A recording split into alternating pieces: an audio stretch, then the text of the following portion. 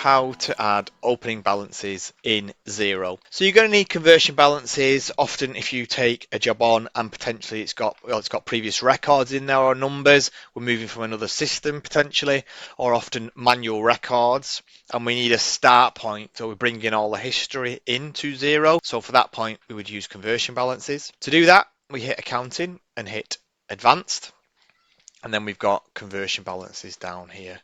So we hit conversion balances, and then we pop in our trial balance, so we can add new lines. So for example, let's pop telephone, £300.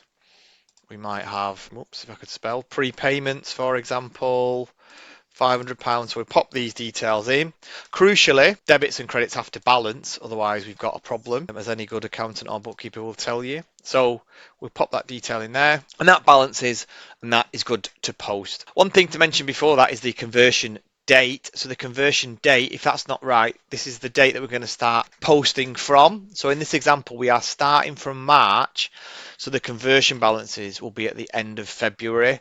If you wanted to post to the end of March, we'd be changing that to April for our start date.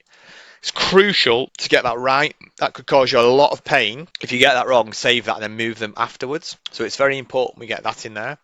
We can also add comparative balances if you want to look at previous years and run, comparisons for P&L and balance sheet year on year. We can do that by clicking that, and in the same way, entering the data. Another important thing to mention is lock dates. I would always recommend locking the balances when we create the opening balances, because you don't want to change any of that history or any of those figures that are finalized. So that stops anyone then changing these numbers or back posting. Now, there is an extra step if you've got purchase invoices or sales invoices outstanding on your debtors and creditor ledger at conversion date, because Xero needs to know what actual invoices they are. So if you've got £5,000 of debtors, for example, it needs to know what those invoices are. I'm going to cover that on a separate video, as that's a little bit more detailed for popping those in. But on a basic level, this is setting conversion balances without debtors and creditors in.